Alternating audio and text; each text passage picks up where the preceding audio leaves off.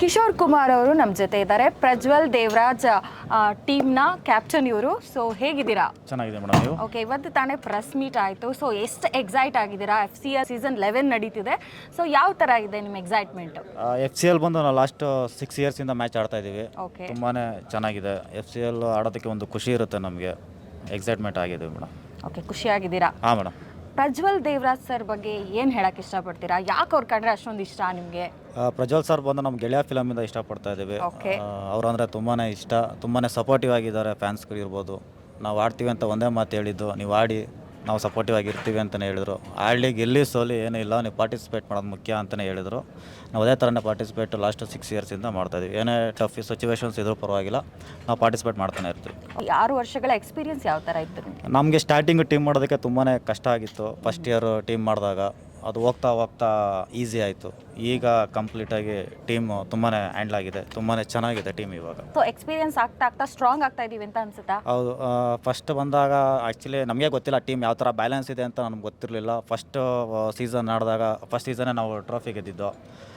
ನಮಗೊಂದು ಕಾನ್ಫಿಡೆಂಟ್ ಬಂತು. 2ನೇ ಸೀಸನ್ 3ನೇ ಸೀಸನಲ್ಲಿ ಟೀಮು ಸ್ವಲ್ಪ ಬ್ಯಾಲೆನ್ಸಿಂಗ್ ಆಗ್ತಾ ಹೋಗ್ತು. ಈಗ ಕಂಪ್ಲೀಟ್ ಬ್ಯಾಲೆನ್ಸಿಂಗ್ ಆಗಿದೆ. ಓಕೆ, ಪ್ರತಿಯೊಬ್ಬರೂ ಕಾಂಪಿಟೇಷನಲ್ಲಿ ಗೆಲ್ಲೇಬೇಕು, ಕಪ್ ನಮ್ದಾಗಬೇಕು ಅಂತ ಆಸೆ ಇದ್ದೇ ಇರುತ್ತೆ. ಸೊ ನಿಮ್ಮ ಟೀಮ್ನ ಹೇಳಬೇಕಾದ್ರೆ ಈ ವರ್ಷ ನೀವು ಕಪ್ ಗೆಲ್ತೀರಾ ಅಂತ ಕಾನ್ಫಿಡೆಂಟ್ ನಿಮಗಿದೆಯಾ? ಪ್ರತಿ ಬಾರಿ ಕಪ್ ಗೆಲ್ತೀವಿ ಅಂತಲೇ ನಾವು ಟೂರ್ನಮೆಂಟ್ ಸ್ಟಾರ್ಟ್ ಮಾಡ್ತೀವಿ. ಪಾರ್ಟಿಸಿಪೇಟ್ ಅಂತೂ ಮಾಡೇ ಮಾಡ್ತೀವಿ. ಅಲ್ಲಿ ಗೆಲ್ತೀವೋ, ನಾವು ಟ್ರೋಫಿ ಗೆಲ್ತೀವೋ ಇಲ್ತೋ ಅಂತೆಲ್ಲ ನಾವು ಹೋಗಿ ಆಡಿ ಚೆನ್ನಾಗಿ ಆಡಬೇಕು ಅನ್ನೋದು ನಮ್ಮ ಮನಸ್ಸಲ್ಲಿ ಯಾವಾಗಲೂ ಇದ್ದೇ ಇರುತ್ತೆ. ನಮ್ಗೆ ಅದು ಮುಖ್ಯವಾಗಿರುತ್ತೆ ಯಾವಾಗಲೂ.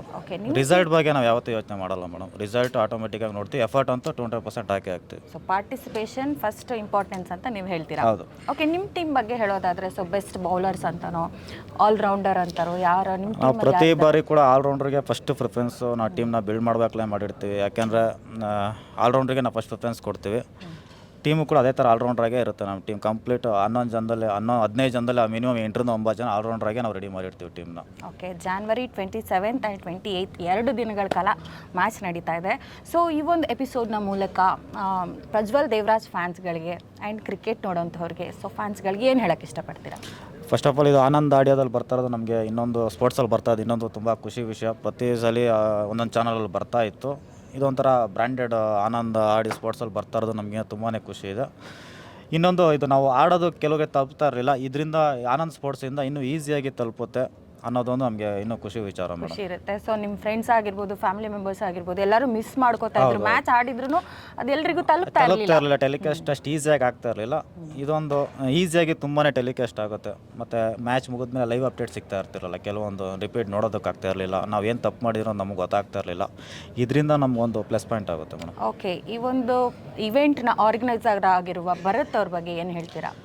ಭರತ್ ಅವರು ನಮ್ಗೆ ಸುಮಾರು 8-9 ವರ್ಷದಿಂದ ಪರಿಚಯ. ಅವ್ರು ಸ್ಟಾರ್ಟಿಂಗ್ ಟೂರ್ನಮೆಂಟ್ ಮಾಡ್ತೀವಿ ಅಂತ ಅಂದಾಗ ನಾವು ಯಾವ ಟೂರ್ನಮೆಂಟ್ಗೂ ಅಷ್ಟು ಈಸಿಯಾಗಿ ಹೋಗ್ತೀವಿ ಅಂತ ಅನ್ನಲ್ಲ. ಭರತ್ ಹೇಳಿದ ತಕ್ಷಣ ಆಯ್ತು ಬಿಡಿ ನಾವು ಬರ್ತೀವಿ, ಮಾಡ್ಕೊಡ್ತೀವಿ ಅಂತೇಳಿ. ಪ್ರಜ್ವಲ್ ಸರ್ ಅಷ್ಟೇ, ನೀವು ಆಯ್ತು ನೀವು ಮಾಡೋಣ, ಏನು ಬೇಕು ನಾನು ಮಾಡ್ಕೊಡ್ತೀನಿ ಅಂತೇಳಿ. ನಾವು ಅಷ್ಟೇ, ನಿಮ್ಗೆ ಏನು ಬೇಕು ಹೇಳಿ ಹೆಲ್ಪ್ ನಾವು ಮಾಡ್ತೀವಿ, ನಮ್ಮ ಕೈಲಾದರೆ 20% ಮಾಡ್ಕೊಡ್ತೀವಿ ಅಂತ ಹೇಳಿರೋದು. ಈಗಲೂ ಅದೇ ಥರನೇ ನಮ್ಗೆ ಏನಾಗುತ್ತೆ ನಾವು ಸಪೋರ್ಟ್ ಮಾಡೇ ಮಾಡ್ತೀವಿ. ಓಕೆ, ನಿಮ್ಮ ಮಾತುಗಳು ಕೇಳ್ತಾ ಇದ್ದರೆ ತುಂಬಾ ಕಾನ್ಫಿಡೆಂಟ್ ಆಗಿದ್ದೀರಾ ಅಂತ ಅನಿಸ್ತಾ ಇದೆ. ಆಲ್ ದ ವೆರಿ ಬೆಸ್ಟ್ ನಿಮಗೆ. Thank you so much. Thank you madam. Thank you.